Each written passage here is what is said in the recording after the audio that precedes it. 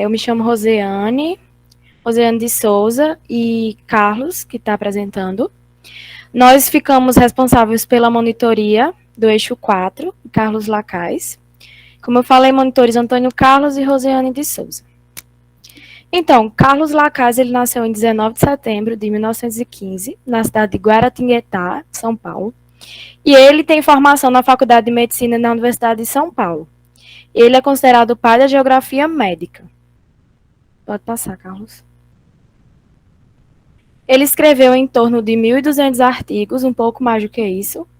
E a maioria de seus trabalhos eles foram publicados no Jornal da Folha de São Paulo. Ele foi membro da Academia Nacional de Medicina e sempre grande didata, Lacais introduziu a ilustração clínica no curso de microbiologia e imunologia na Faculdade de Medicina na USP, na Universidade de São Paulo.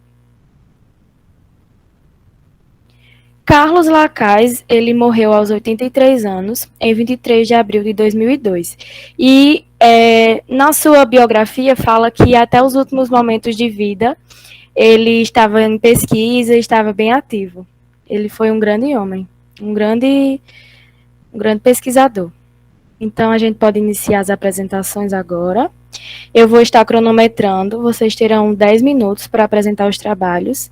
E como a professora não está para avaliar, a gente vai ter 5 minutos para perguntas, alguns questionamentos que as outras pessoas tiverem, certo?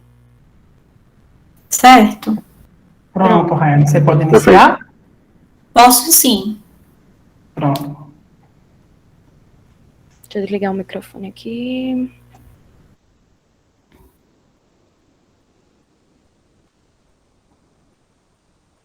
Pode iniciar, Raiane. Tá certo, um minutinho, viu, gente? Certo. Tá aparecendo aqui já. Tá? Pronto. Boa tarde a todos, me chamo Raiane, sou orientanda da professora Jusileide, e o título do nosso artigo é A Pandemia da Covid-19, Ações Normativas nos Territórios dos Estados do Nordeste do Brasil. Como eu falei, moro em Maceió, sou estudante de Geografia da Universidade Federal de Alagoas. Esse artigo, ele provém do projeto de iniciativa... Raiane, desculpa. Oi. Tá na parte da apresentação ainda. Não passou? Não, tá pela cheia, não. Vai lá em configurações. É que tá passando aqui para mim. Mas eu acho que eu consigo resolver isso. Vai lá em apresentação do slide. Tá, vou voltar. Clique em apresentação do slide e aqui em cima na aba. Assim. Tá certo. Aí, configuração do slide. Aqui, configurar? Sim, pode clicar. Aí você coloca essa última opção, apresentação de... De quê? Uma tela por uma pessoa, janela, no caso. Aí você bota OK.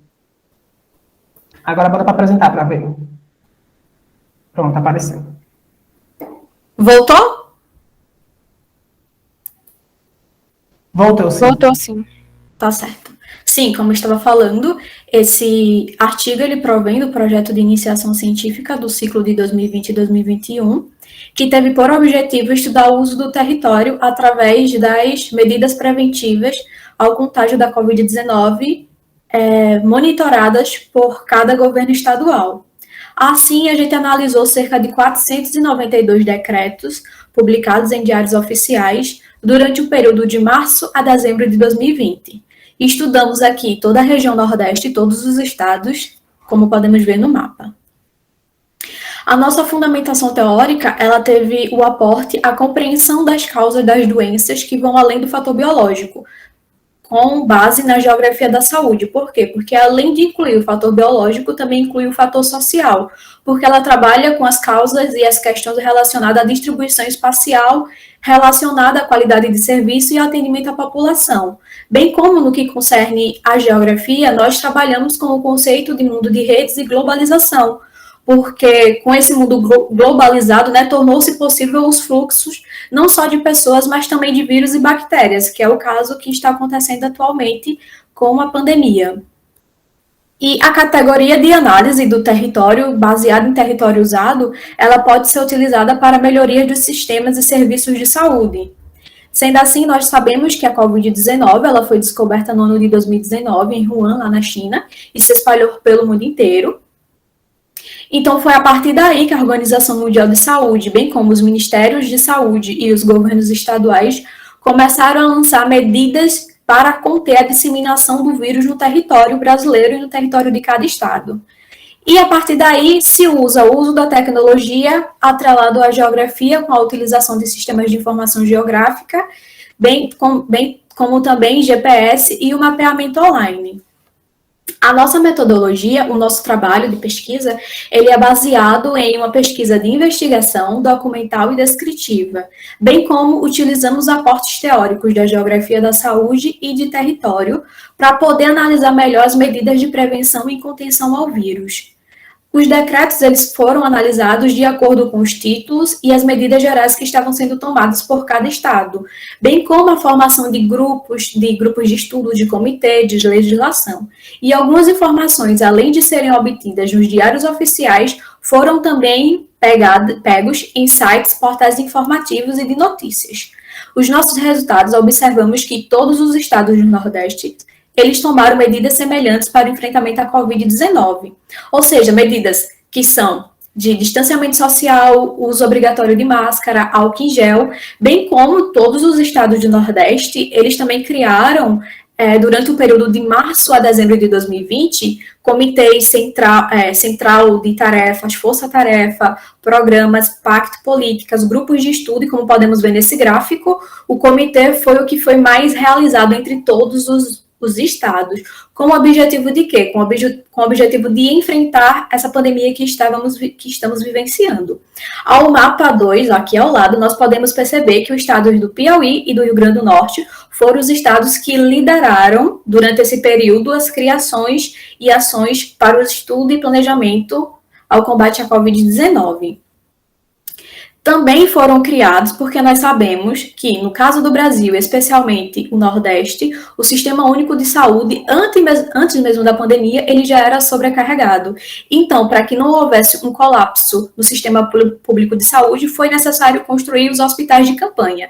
Sendo assim, cada estado recebeu verba do governo federal para poder fazer essa construção dos hospitais de campanha. Nós podemos ver aqui no mapa 2 que o estado de Maranhão e de Bahia, seguido de Bahia, foram os estados que mais fizeram hospitais de campanha, construíram os hospitais de campanha. Felizmente, alguns conseguiram fechar esses hospitais, que são hospitais provisórios, e outros tiveram que reabrir para poder conter e atender melhor a população. O estado de Sergipe foi o único estado que não criou nenhum hospital de campanha, ele apenas utilizou a UTI dos hospitais públicos e privados. As nossas considerações finais é que essas medidas tomadas pelos governos estaduais para evitar o colapso no sistema público de saúde e a proliferação de vírus foi extremamente útil, mas infelizmente isso também tornou-se consequências negativas, principalmente no setor econômico. E as medidas governamentais, como sabemos, ela atingiu todos os setores de economia e vale salientar que essa crise sanitária ainda não chegou ao fim, né? E foi de extrema importância a criação dos hospitais de campanha para o atendimento à população, para, como eu já disse, não entrasse em colapso o Sistema Único de Saúde. A Bahia e a Paraíba não optaram pela criação de um site exclusivo para colocar informações da Covid-19, continuaram utilizando o site da Secretaria Estadual para colocar as informações. O estado do Rio Grande do Norte, Piauí, como vimos, liderou a criação e busca de meios para o combate e medidas de retomada e consequência no estado. E aqui são as minhas referências, e eu gostaria de agradecer a minha orientadora, ao FAO e ao PIBIC. Obrigada, gente. De nada. Parabéns pela apresentação. Foi ótima apresentação, cumpriu o tempo, então a gente pode agora discutir. Alguém tem alguma dúvida? Rayane quer acrescentar mais alguma coisa?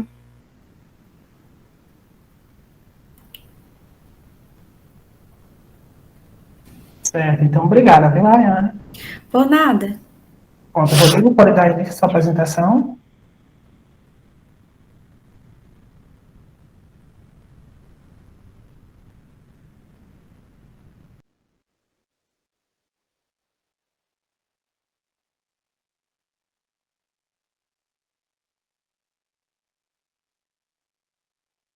Oi, Rodrigo. Oi, tudo bom? Você pode dar início à sua apresentação? Tudo bem, sim. Sim. Você está com o slide? Ou eu posso passar por aqui? Você pode passar, eu não consegui achar o seu, certo? Pode ser? Você pode transmitir a tela? Sim, eu vou verificar aqui um momentinho Tá certo, a a gente apresentação, tá? tá.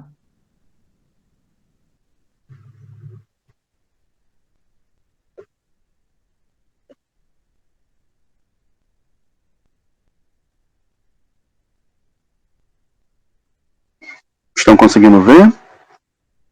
Sim. Sim.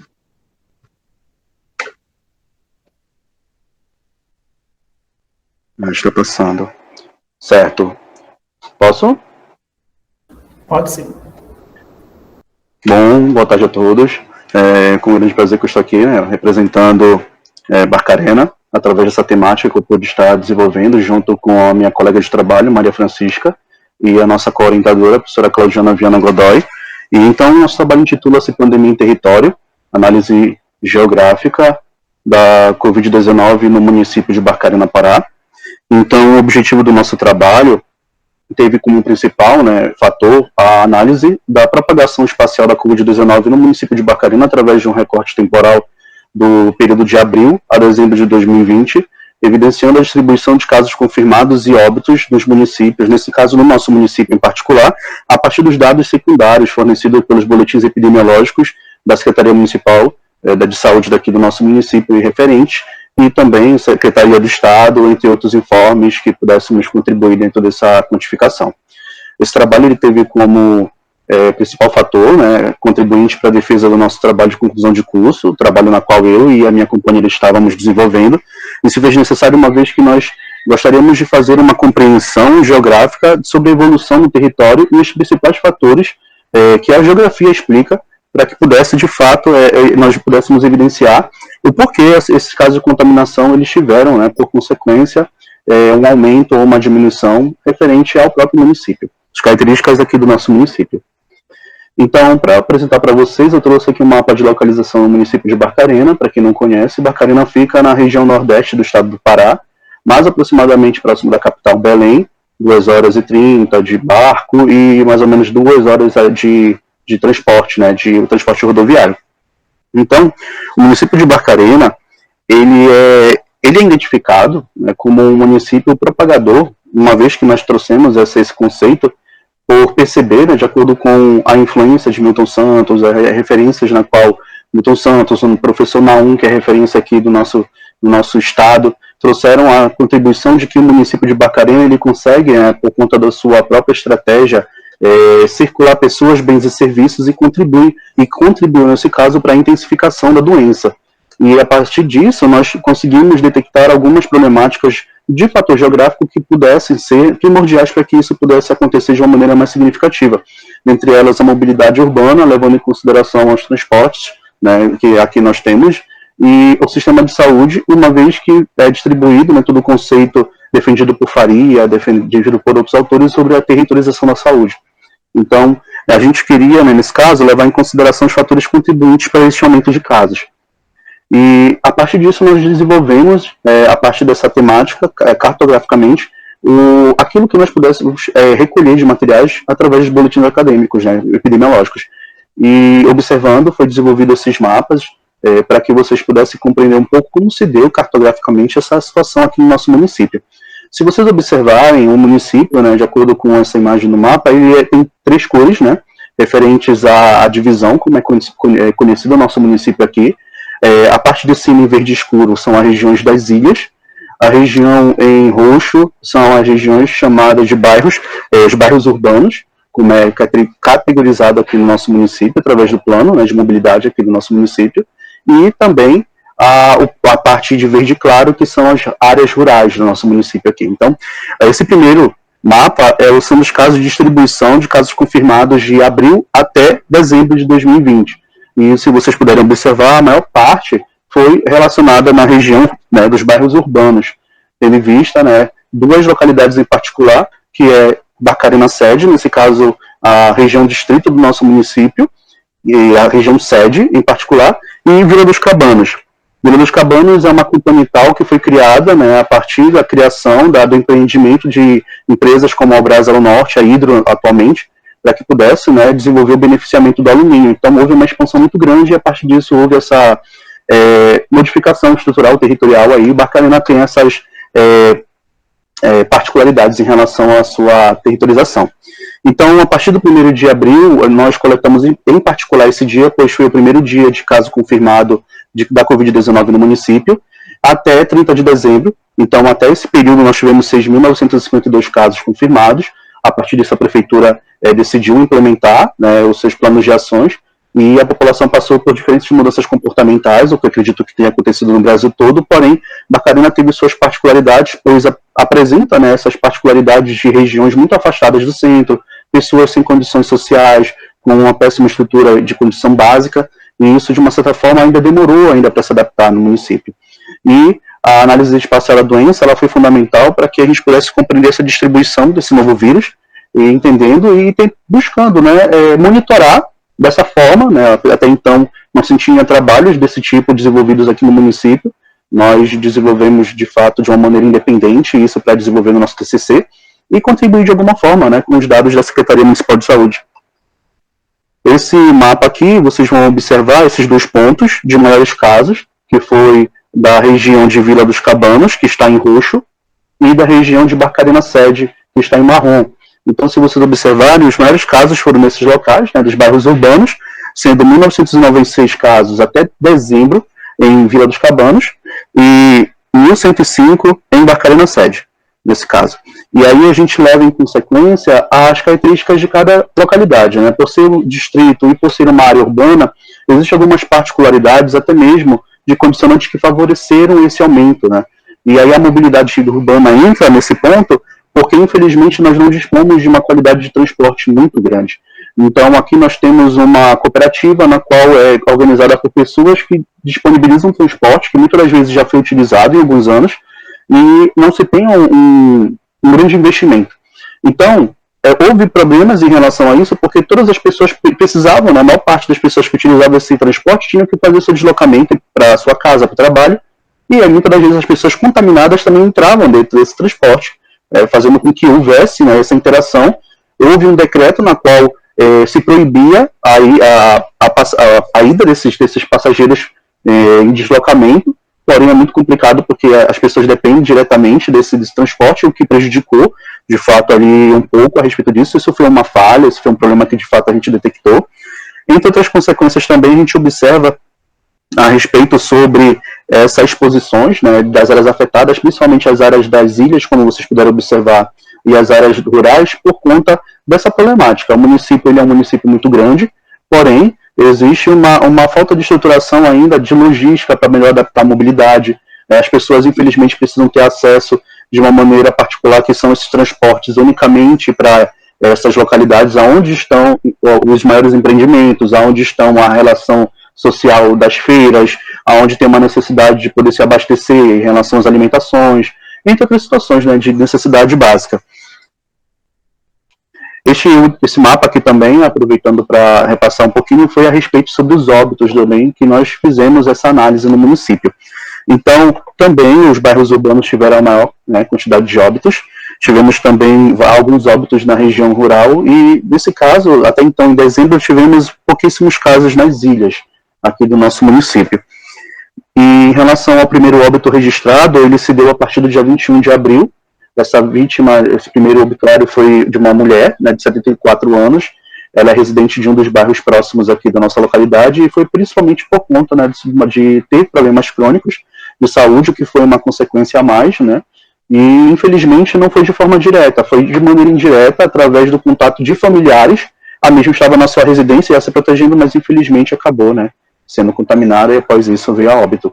E após essa notificação, até o dia 30 de dezembro, foram notificados 122 óbitos, até esse período de recorte temporal.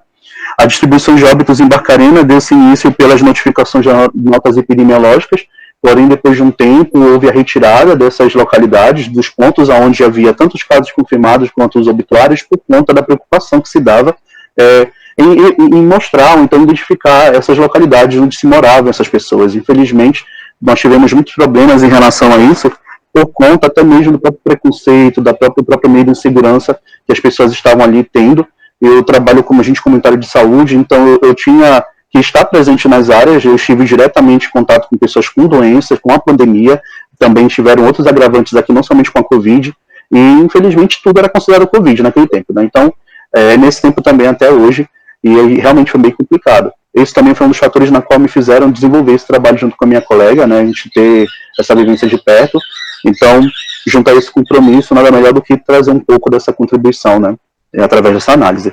Então, as considerações finais, junto ao compromisso de analisar essa crise que houve no município em particular, as articulações das categorias da geografia na qual eu trouxe, junto com a pesquisa que foi particularmente o território, nos fez entender que esse ambiente de desigualdades latentes faz com que, de fato, seja um fator contribuinte para o aumento de casos e, consequentemente, o aumento de óbitos, uma vez que existe, né, condições básicas que não são presentes em determinadas realidades, como, por exemplo, aqui no nosso município. Por meio da distribuição de sistemas de informação geográfica, né, a utilização dos SIGs, isso foi fundamental, pois vocês puderam perceber, né, visualmente, né, o que isso acometeu dentro do próprio município, essa dinâmica que se deu, né, dos centros, né, para localidades mais afastadas, e através disso a situação enfrentada por Barcarena se deu, especificamente falando, né, um dos fatores foi por conta, né, da territorialização da saúde em muitos lugares, onde alguns locais haviam um centro de atendimento mais específico, mais referenciado, e outros não. Então essas pessoas tinham que se deslocar até o local, especificamente. Não tinha na área das ilhas e na área das estradas referências que pudessem contemplar as suas territorializações especificamente. E também a questão da própria mobilidade através do transporte urbano. A geografia da saúde nesse cenário atípico, né, de enfrentamento à pandemia, ganhou espaço e importância, e isso está em destaque tanto nesse evento. A partir disso também nós entendemos que com certeza a geografia da saúde terá nova relevância, né? Será estendida uma nova perspectiva a respeito sobre essa disciplina, essa temática, e buscamos a partir disso, né, entender essa influência da saúde no mundo, através das relações entre as pessoas e o meio, e mais do que nunca buscar, né, acessibilidade e qualidade de saúde através dessas pesquisas, né, permear em contribuição a pesquisas que favoreçam, né, a humanização e a busca de uma qualidade de saúde. Este foi o trabalho. Muito obrigado. Isso aqui são as referências.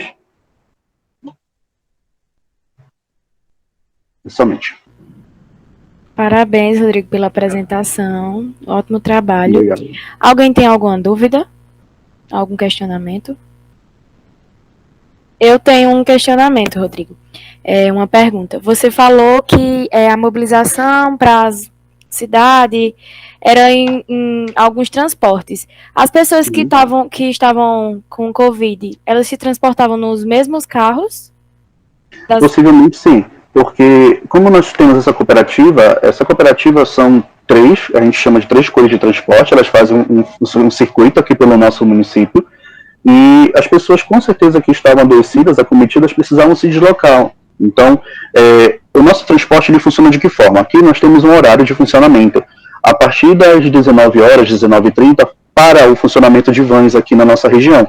Então, se a pessoa tivesse acometida, com certeza, posterior a esses horários, ela teria que fazer o quê? A mobilidade em transporte particular, Uber, ajuda de carros, né, de colegas.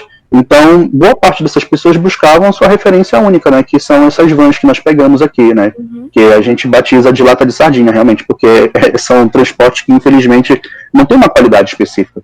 Alguns transportes, eles são muito antigos. Então, hoje está se tendo uma renovação da frota, mas ainda se encontra muita dificuldade nessa melhoria, porque é um fluxo de demanda muito grande. E as pessoas, elas têm esse deslocamento diário para cumprir, né, então, por conta disso, foi um fator também. E outro ponto também que não é todos que têm acesso ao Uber, que tem condições, né, de pagar esse transporte que é mais caro. Sim. Excelente, obrigada. De nada. De nada. Bom, agora eu vou apresentar dois vídeos, certo? De dois trabalhos que foram enviados para hoje. O primeiro é o de Itaitu, na Bahia. Vou compartilhar aqui para vocês.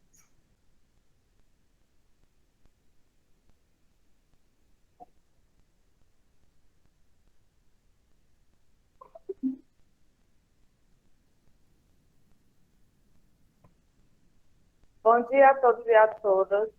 irei apresentar para vocês um dos lugares mais emblemáticos do Brasil, que é Itaipu, distrito de Jacobina, Piemont da Chapada Diamantina. Então, esse local tem paisagens realmente intrínsecas que atrai todos os turistas. O objetivo que embasa essa pesquisa é conhecer características do local por meio da geografia, possibilitar indagações sobre o turismo e compreender por meio do enfoque socioambiental, de acordo com a Lei 6.938, que versa sobre preservação e conservação. Então, a metodologia nós usamos teóricos.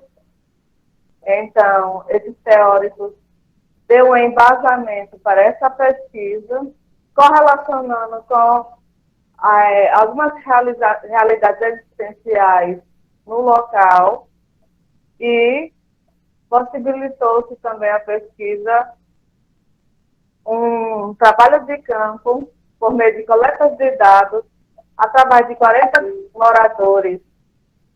Então, essa pesquisa realmente foi essencial, porque nos possibilitou para indagações sobre a problemática turística, que realmente é um problema existencial no local. Então, no caminho da véu de noiva, infelizmente, temos, sim, vários resíduos sólidos em solos e rios. Isso realmente são ações antrópicas que fazem a diferença para o lado negativo. Então, também abrimos propostas para um projeto piloto turístico,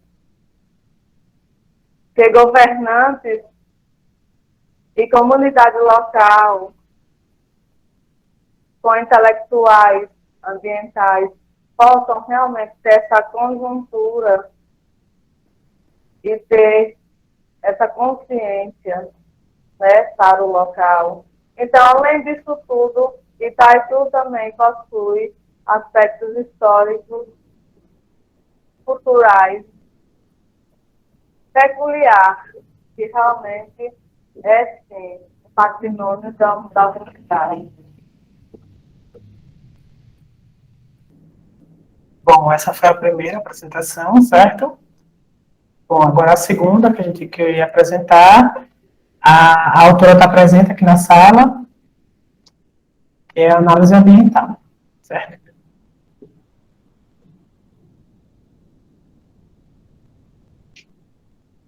Olá, boa tarde. Eu me chamo Rosilene da Silva Miranda, falo do município de Tefé, no interior do estado do Amazonas. Sou mestranda em Geografia pela Universidade Federal do Amazonas. O autor Jefferson Vieira Moreira, professor de Geografia, na SEDUC, no estado do Amazonas. Natasha Cíntia Regina Leite, professora doutora do Programa de Pós-Graduação em Geografia na UFAM, também minha orientadora de mestrado. O título do nosso artigo é Análise do Ambiente e Saúde dos Camponeses da Comunidade Novo Paraíso e Bom Jesus, no município de Tefé, Amazonas, que é fruto de uma adaptação do meu artigo de TCC da graduação. Introdução. Segundo o Sereni, em 2014, a agricultura é responsável por 70% dos alimentos básicos consumidos pelos brasileiros. Desta forma, ela é de suma importância tanto no setor econômico quanto no setor de base alimentar do brasileiro. Então, a agricultura ela vem influenciar de forma significativa tanto no desenvolvimento do estado do Amazonas quanto em território nacional. É nesse viés que esse artigo ele busca compreender quais os principais impactos que essa atividade causa aos camponeses e nem comunidades rurais no município de Tefé. Caracterização da área de estudo. Este é o mapa de localização do município de Tefé. Como é possível perceber, fica na centralidade do estado do Amazonas, onde, segundo o IBGE 2010, tem aproximadamente 61.453 habitantes.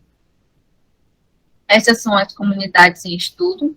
a comunidade Bom Jesus, que é localizada no quilômetro 17 ao 22 da Estrada da Imagem, com um total de moradores de 252. E a Novo Paraíso, que localiza-se no quilômetro 15 da Estrada Palmeiro Norte, que atualmente encontra-se com 165 moradores. Este é o mapa de localização da comunidade, com a zona urbana, município de Tefé, e a zona rural, mostrando as comunidades Bom Jesus e Novo Paraíso. Estes são os procedimentos metodológicos adotados para o desenvolvimento da pesquisa.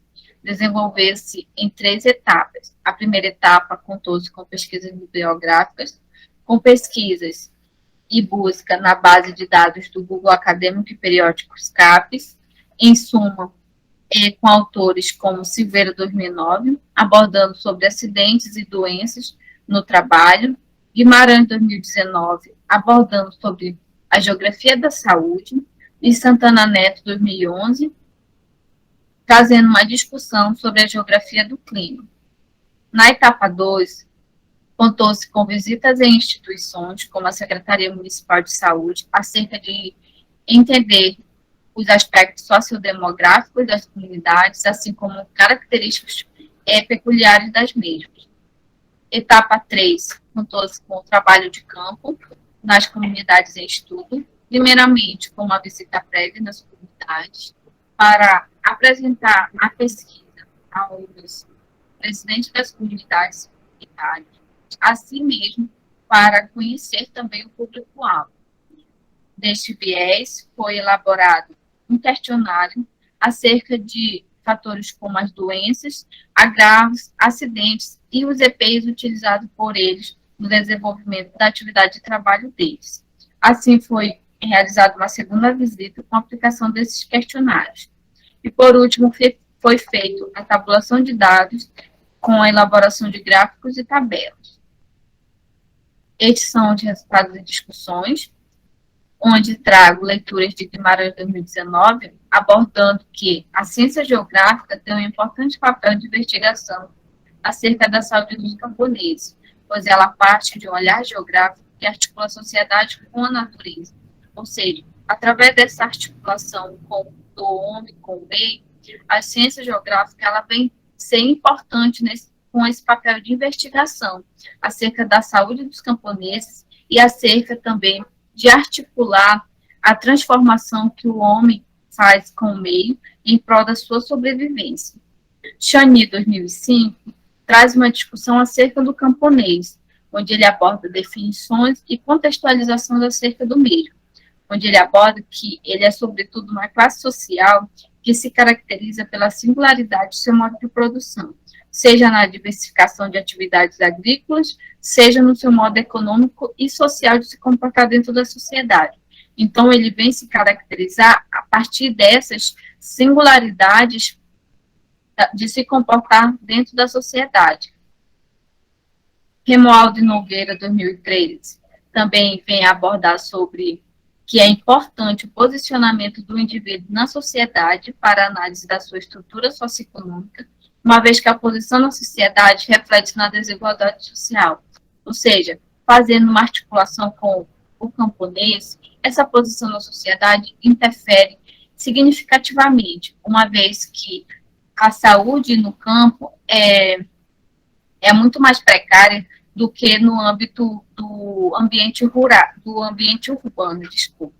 Então, eles vêm trazer essa associação das dificuldades encontradas tanto como atendimento médico, como também de acidentes e doenças acarretadas e a visibilidade desses trabalhadores. Segundo os dados tabulados, 98% dos trabalhadores do campo, na faixa etária de 25 a 75 anos, não têm ensino fundamental completo, sendo que não tiveram oportunidade de estudo. Segundo os dados, 98% dos agricultores, eles têm atividades como a roça, o plantio de frutas e hortaliças, tendo como principal renda a produção de farinha. E 2% deles são aposentados ou por invalidez, por algum acidente, agravo ou doença, e também aposentado por idade. além de benefícios sociais do governo que ajudam eles a se manterem, como Bolsa Floresta, Bolsa Família. Em relação à exposição à radiação solar por longos períodos, foi tabulado que 95% dos trabalhadores relataram que já passaram a trabalhar apenas no horário matutino, devido à tarde ser muito quente e causar queimadura de primeiro grau, além de impactos como tonturas, desidratação, câimbras. Além disso, eles entendem que a longo prazo isso tudo pode acarretar um câncer de pele, uma doença, no caso, mais grave, apesar de não ser notificado isso no município de Tefé. Mas eles relataram através de conversação que eles entendem que essa intensa exposição à radiação solar acarreta esses impactos. Então, eles passaram a adaptar o horário da manhã, sendo um horário como entendido por eles como mais frio para o trabalho no campo, tendo em vista que o trabalho deles é a céu aberto e a exposição direta aos raios solares. As condições térmicas, elas vêm interferir no rendimento do trabalho dos indivíduos, que provoca o desconforto térmico por complicações associadas direta e indiretamente ao processo de saúde e doença. Ou seja, o desconforto térmico é um impacto que é muito recorrente da atividade no campo, devido, como já foi mencionado, a eles trabalharem a céu aberto, muitas vezes por longos períodos. Então, chega às vezes a uma faixa etária que o indivíduo, que o camponês, ele não tem mais aptidão de trabalhar por longos períodos, devido a ser acarretado por longos períodos de exposição à radiação solar. Eles têm esse desconforto e eles fazem com que essa carga horária deles seja reduzida. Além disso, Santana Neto 2011 também vem contextualizar que o tempo e o clima podem ser sentidos e percebidos de forma diferenciada pelo ser humano, ou seja, dependendo dos aspectos fisiológicos e sociais da pessoa, mediante a faixa etária também, tendo em vista que a faixa etária mais jovem, elas sentem de um jeito que eles conseguem trabalhar por mais períodos expostos à radiação solar. E as pessoas com mais idades já tendem a reduzir essa aceleração do trabalho no campo. Relacionado ao uso de equipamentos adequados para o trabalho na agricultura, 98% eles responderam que usam apenas chapéu, bota, calça comprida e camisa de manga longa, que são apenas o que eles entendem como necessário. Contudo, 2% utilizam equipamentos como óculos solares, luvas de proteção, no qual esses óculos solares, luva de proteção, é mais as pessoas mais jovens. Estes são os gráficos elaborados. O gráfico 1 são os acidentes com ferramentas manuais, como 70% são relacionados a manuseio de terçado, e seguido de 9% da enxada, 14% de machados e 7% não relataram nenhum tipo de acidente. O gráfico 2 são acidentes por animais e insetos. No caso, foi relatado serpentes, aranhas, abelhas, e também 30% deles relataram que não sofreram nenhum contato com animais e insetos, sendo que, ao longo do trajeto até o ambiente de trabalho deles, eles se deparam com várias situações com esses tipos de animais, onde eles já vão preparados, como, por exemplo, com testado na mão, e para se proteger devido a essas situações. Essas são o gráfico 3 das doenças osteomusculares relacionadas ao trabalho, o índice de doenças osteomusculares, onde é possível perceber que 38% são doenças relacionadas ou dores de membros inferiores, que são dores nas pernas, cansaço, a fadiga de muitas vezes passar o dia todo em pé, a manhã toda, e também ser acarretado o dinamismo da faixa etária dos mais jovens para os mais velhos. Além disso, os membros superiores, como lombar, ombros e costas, com 60%, sendo os que mais foram relatados por eles, sendo que a lombar foi o que foi mais mencionado, devido ao carregamento de peso, como, por exemplo, a produção de farinha, que muitos deles carregam nas costas, prejudicando a lombar e os ombros.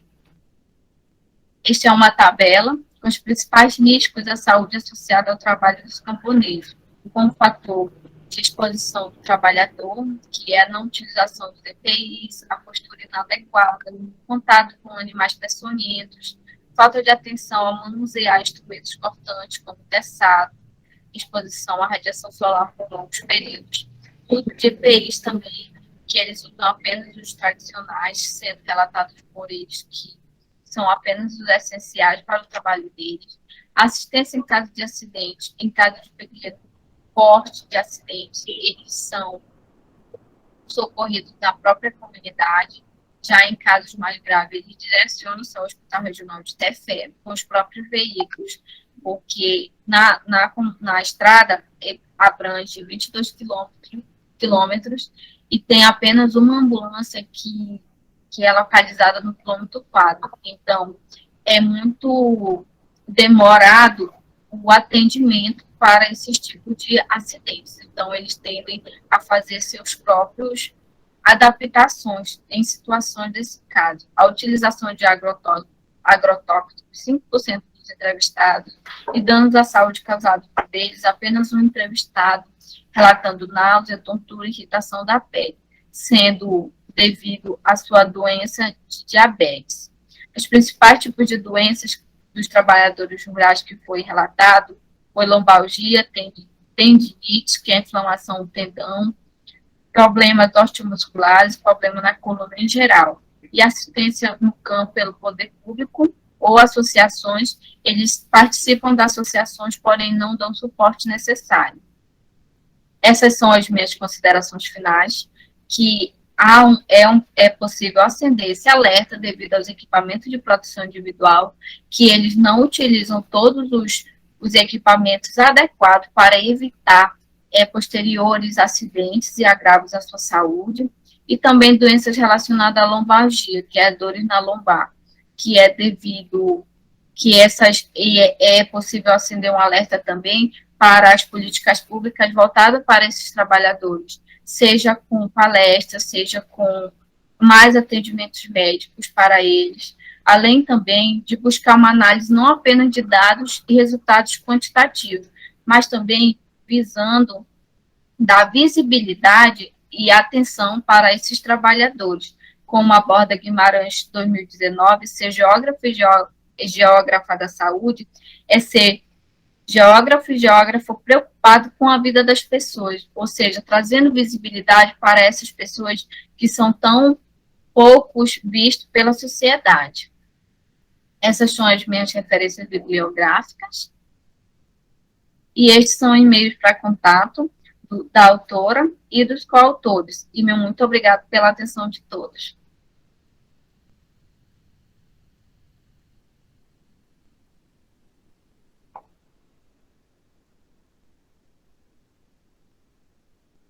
Parabéns, Rose, pela apresentação do trabalho, excelente.